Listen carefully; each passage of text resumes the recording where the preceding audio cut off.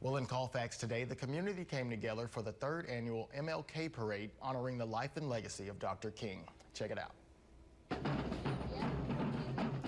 The main strip in Colfax was alive with marching bands, first responders, and the graceful presence of horses, all converging to pay homage to a civil rights icon.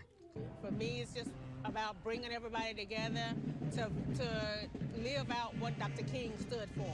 This year's parade added a special touch, featuring a grand marshal with local roots, Colonel Ron Wilkins, who not only served in the Army, but passionately dedicates his time to giving back to the community, his service mirroring the values upheld by Dr. King.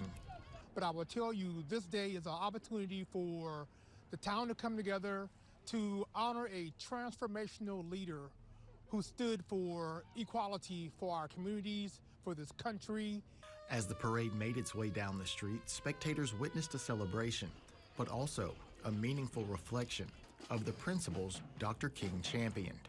It is very important that our people in the town of Colfax know our heritage and where we come from and what this parade means to us as Black Americans in the town of Colfax.